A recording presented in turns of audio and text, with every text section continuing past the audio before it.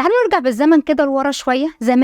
زمان مع بداية فكرة الألعاب السحرية، لما كنا كلنا صغيرين كلنا كنا فاكرين إن الساحر ده شخص عنده قدرات خارقة، بس مع الوقت كلنا عرفنا إن الموضوع خفة إيد مش أكتر، وساعات إنه بيخلي تركيزك على حاجة علشان هو يعمل حاجة تانية خالص ويفاجئك بيها من غير ما تاخد بالك، لأن الإنسان مننا مش بيقدر يركز على أكتر من حاجة واحدة في نفس الوقت. إيه علاقة السحر بالموضوع بتاعنا النهاردة؟ علشان القانون التالت اللي معانا من كتاب 48 قانون للقوة روبرت جرين هيعرفك ليه لازم تكون زي الساحر، تعمل حاجة والناس تشوفها حاجة والنتيجة حاجة تالتة خالص. تعالوا ندخل بقى في الموضوع على طول.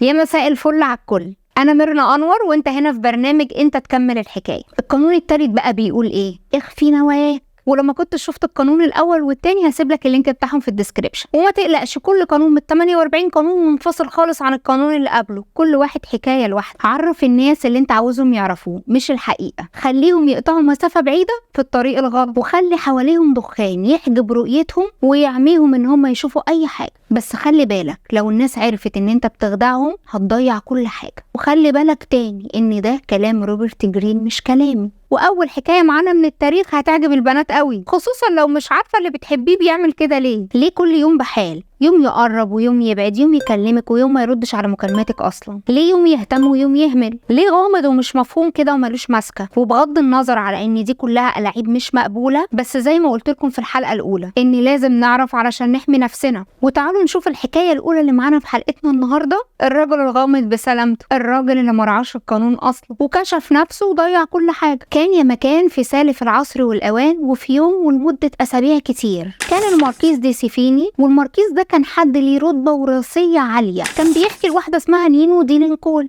وبيشرح لها قد ايه هو بيحب كونتيسة شابة جميلة وانها مش معبراه ولا كأنها شايفاه. والكونتيسة دي برضو واحدة من عيلة اجتماعية عالية. ونينو دي بقى كانت ست عندها 62 سنة وخبرة في قضايا الحب والغرام. اما الماركيز فكان شاب صغير عنده 22 سنة، وسيم وجريء وكل حاجة، بس ما عندوش اي خبرة في قضايا الحب بشكل ما يقوس منه. فنينو علشان تبسط له الموضوع كلمته بلغة هو يفهمها، قالت له ان الحب ده زي الحرب، والكونتيسة الجميلة دي زي القلعة اللي لازم يحاصرها بخبرة ودقة وعناية اي قائد حربي، ولازم يخطط لكل خطوة وينفذها بحذر. نينو بقى قالت للماركيز خليك ورايا وانت تكسب، انا ست كبيره وليا خبره، اسمع مني، انت تحسس الكونتيسه ان انتوا صحاب مش اكتر من كده، علشان تبعدها عن فكره الحب خالص وتشيلها من دماغها. ولما تختلط الامور على الكونتيسه وتحتار بيحبني مش بيحبني، يكون ده الوقت المناسب ان هي تغير. وفي الحفله الجايه تروح ومعاك ست جميله ومعاها صاحباتها ويكونوا جمال برضو، بحيث لما الكونتيسه تشوفك تلاقي حواليك اجمل بنات في الحفله. وهنا مش بس هتغير، دي كمان هتشوف بعينها انك شخص مرغوب فيه قوي وكل البنات بتحبك. طبعا الماركيز كان قاعد مش فاهم اي حاجة من اللي نينو بتقولها، بس نينو حاولت تفهمه ان الست المهتمة براجل عاوزة تشوف الستات التانية مهتمين بيه برضه، زي قولت انا اللي فزت بيه في الاخر، حاجة كده على مستوى اللاواعي. ولما تكون الكونتيسة غيرانة واسيرة لكيد النسا، واللي هو لازم انا اللي افوز بيه، هم احسن مني في ايه ولا احلى مني في ايه دول عشان ياخدوه مني، يبقى هو ده الوقت المناسب اللي انت تعترف لها بحبك فيه. فنينو طلبت من الماركيز انه يختفي فجأة ويتجنب الظهور في المناسبات اللي الكونتيسة متوقعة ان هي تشوفه فيها، ويبدأ فجأة في الظهور في اماكن ما كانش بيروحها قبل كده، بس الكونتيسة كانت دايما بتروحها، وبكده هتعجز عن التنبؤ بحركات وتكون دايما في حيرة وارتباك عاطفي، هيجي مش هيجي، يعني يفضل على طول شاغل بالها. وفعلا الماركيز سمع كلام نينو في كل حاجة، ونينو دي زي ما قلنا ما كانتش سهلة وكان ليها جواسيس وكانوا بيراقبوا تصرفات الكونتيسة، فعرفت منهم ان الكونتيسة بقت تضحك على اي حاجة الماركيز بيقولها بطريقة اكتر من قبل كده، وبقت تسأل عنه وتدور عليه في المناسبات. وهنا نينو ايقنت ان الكونتيسة بدأت تقع تحت تأثير سحر الماركيز، وقريب هنقول مبروك. بس للأسف حصلت حاجة ما كانتش متوقعة. بعد كام يوم كان الماركيز في بيت الكونتيسة لوحدهم، وفجأة تحول لراجل مختلف تماما، وبدل ما يكمل في تعليمات نينو واللي قالت له عليه مسك ايد الكونتيسة واعترف لها بحبه. فارتبكت الكونتيسة وده رد فعل ما كانش متوقعه، بس نينو كانت متوقعه واعتذرت له وقالت له خلينا اخوات احسن. وبعد كده بقيت تتهرب منه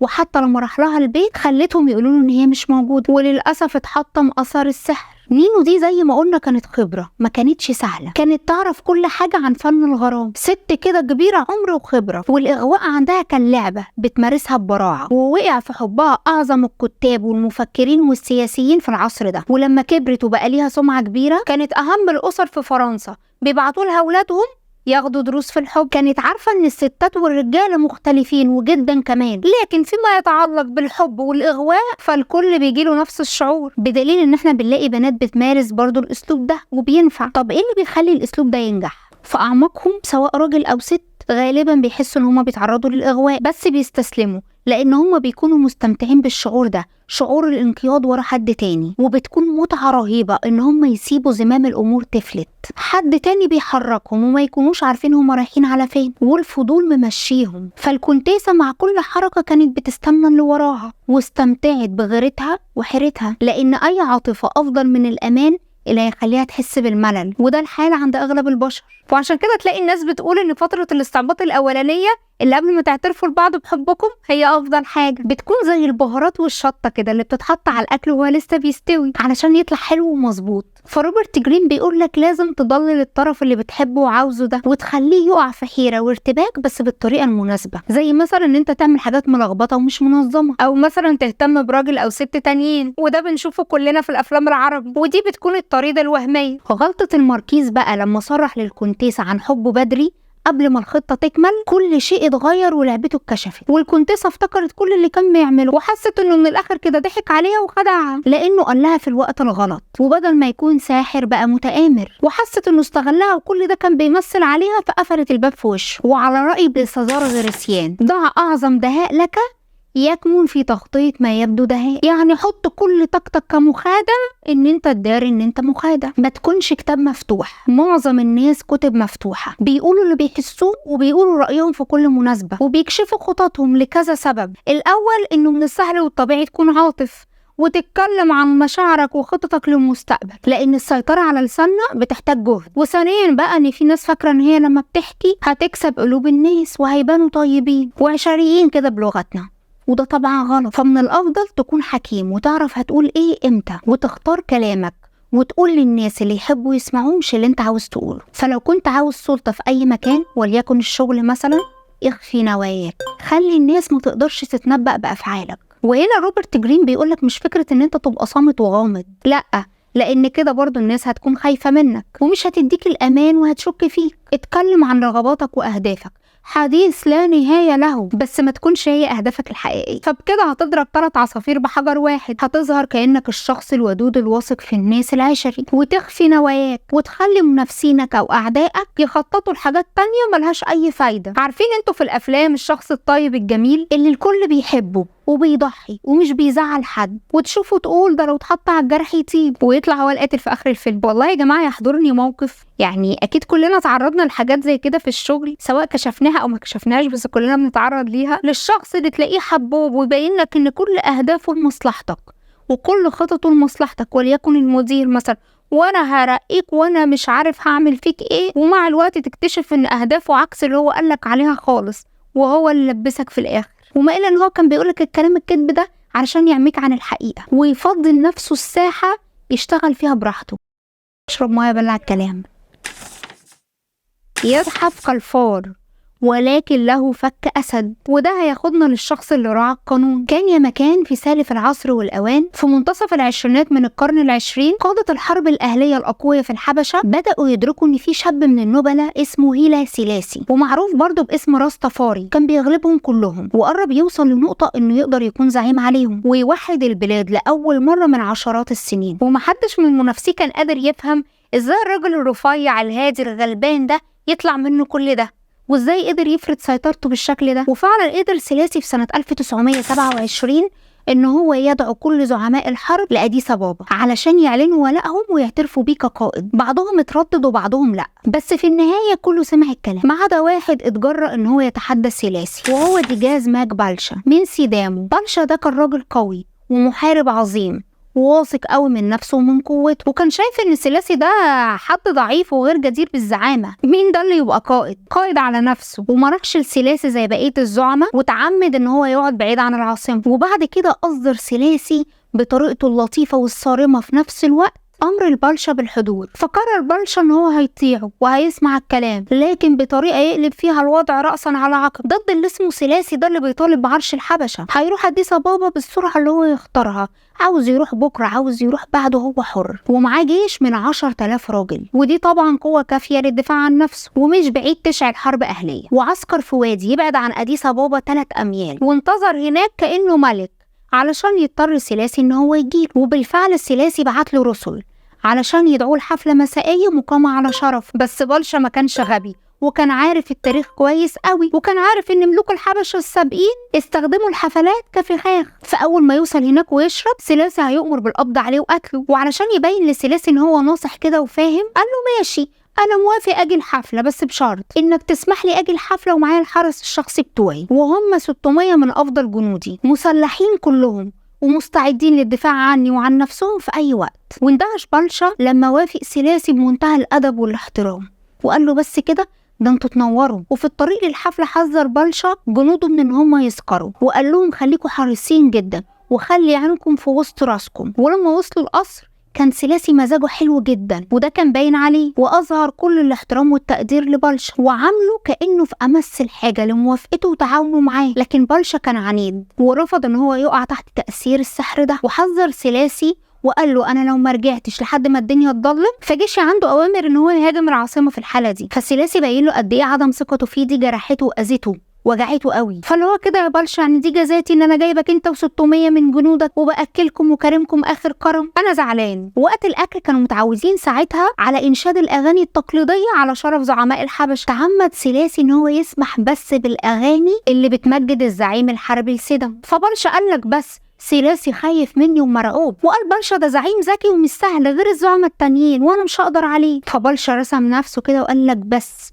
كده انا اللي همشي الدنيا الايام الجايه. وفي اخر الحفله مشي بلشا وجنوده راجعين للمعسكر وسط هتافات وطلقات تحيه، وبلشا كان مبسوط اخر انبساط. وبص وراه كده على العاصمه وبدا يفكر في خطته، وازاي جنوده في خلال اسابيع هيدخلوا قلب العاصمه منتصرين، وازاي هيحط على سلاسي ويعرفوا حجمه ويحطوا في المكان اللي يستحقه، في السجن او القبر. لكن يا فرحه ما تمت، لما قرب من معسكره اكتشف كارثه. فين الخيم؟ كل اللي شايفه دخان من نار مطفيه. ايه السحر الشيطاني ده؟ لكن في شاهد عيان قال له اللي حصل. وقت الحفله اتسلل جيش كبير بيقوده واحد من حلفاء سلاسي لمعسكر بلشا من طريق جانبي بلشا ما كانش شافه قبل كده اصلا ولا خد باله منه. والجيش ده ما جاش يقاتل جنود بلشا، امال جه يعمل ايه؟ سلاسي كان عامل حسابه وعارف ان بلشا هيسمع صوت ضجه المعركه فهيرجع مع جنوده ال600 وهتقوم حرب اهليه. علشان كده سلح جنوده بذهب وفلوس، وانطلق جيش سلاسي علشان يشتري كل قطعة سلاح من جيش بلشا، واللي رفض منهم خوفوهم بسهولة جدا. وفي خلال كام ساعة كانت قوة بلشا كلها من غير ولا سلاح وتفرقوا. ولما بلشا عرف اللي حصل وأدرك الخطر اللي هو فيه، قرر يهرب هو وجنوده ال600 من ناحية الجنوب علشان يلحق يجمع قوته تاني. بس نفس الجيش اللي خد أسلحة جنوده اعترض طريقه، وهي دي حاجة هتعدي على سلاسي، وما كانش فيه مخرج تاني غير ان هو يروح العاصمة. بس سلاسي برضو نشر جيش للدفاع عنها. سلاسي كان زي لاعب الشطرنج اللي اتنبأ بكل حركات بلشا وقفل عليه كل الطرق، والأول مرة استسلم بلشا. محدش قدر يفهم سلاسي طول فترة حكمه الطويلة. الأحباش بيحبوا ان قادتهم يكونوا أقوياء، لكن سلاسي كان بيتخفى ورا وش راجل لطيف هادي محب للسلام، عمره ما غضب ولا نفس صبره، كان دايما بيستدرج ضحاياه بالابتسامه. وفي حاله بلشا اعتمد سلاسي على حذر بلشا من كون ان الحفله مصيده، وكانت كده فعلا، بس مش بالطريقه اللي توقعها بلشا، بطريقه تانية غير تقليديه وابعد ما يكون عن تفكير بلشا. وكانت اخر كلمات قالها بلشا: لا تقللوا من تقدير قوه سلاسي، انه يزحف كالفار ولكن له فك أسد. لما تنيم أعدائك بالمعروف والمألوف عندهم، زي في حالة سلاسي مع بلشا، وهي تمثيل الطيبة والضعف، وده اللي بلشا كان متوقعه من زعيم حربي أضعف منه من وجهة نظره. وبكده عدوك مش هيقدر يلاحظ أي خداع بيحصل من ورا ظهره. وده يا جماعة مشتق من حقيقة بسيطة، وهي إن الناس مش بيقدروا يركزوا غير على شيء واحد بس في كل مرة، زي فكرة الجاسوس غير المتوقع او القاتل في اخر الفيلم اللي بيكون اخر واحد احنا متوقعينه لو الحبكه حلوه يعني، لاننا مركزين على جدعنته مع البطل او قربه منه. يعني من الاخر روبرت جرين بيقولك في القانون ده خليك زي الثعلب اللي بيحط فروة خروف على ظهره. الخروف مطيع وطيب وغلبان وعمره ما بيخدع، وبكده الثعلب هيقدر يدخل وسط الفراخ. بذمتك انت عمرك سمعت عن جنرال عاوز يحاصر قلعة فبيعلن خطته لعدوه؟ اكتم اهدافك وخططك وتقدمك علشان تنتصر. كده كلام روبرت جرين في القانون ده خلص. بس انا ليا رأي بسيط. في ناس في حياتنا بتستخدم اهداف مموهة وبتحكي لنا حاجة وبيبقوا هما ماشيين في طريق تاني خالص، فمثلا يبين لنا حبه وولاءه واخلاصه وهو بيضرب فينا من ورا ظهرنا، فطبعا لازم نخلي بالنا من الناس دي. بس برضه بيفضل القانون غير اخلاقي، بس نقدر نطلع منه بحاجتين صغيرين استفدناهم من سلاسي. اولا ما نحكمش على الناس بالمظاهر، وهتعرفوا ليه في القوانين الجايه. بس في نقطه سلاسي ان في ناس كتير جدا بيبقى مظهرها هاديه وطيبه وودوده وهي من جواها مش كده خالص، ومن جواها اكتر ناس ممكن تاذينا. وعلى الناحيه التانيه برضه في ناس بتبان طيبه وهاديه وغلبانه وودوده وملهمش في اي حاجه، بس في الحقيقه هم من اقوى الشخصيات اللي ممكن نقابلها. زي سلاسي كان هادي وعمره ما غضب، فاوعى تستضعف حد لمجرد انه باين انه غلبان وطيب وهادي، لان فعلا في منهم بيبقى من اقوى الناس اللي انت ممكن تقابلها في حياتك، وساعتها انت اللي هتخسر. فما تقللش من قدره حد وما تعظمش من قدرتك. والحاجه التانيه اللي نقدر نتعلمها من الكتاب،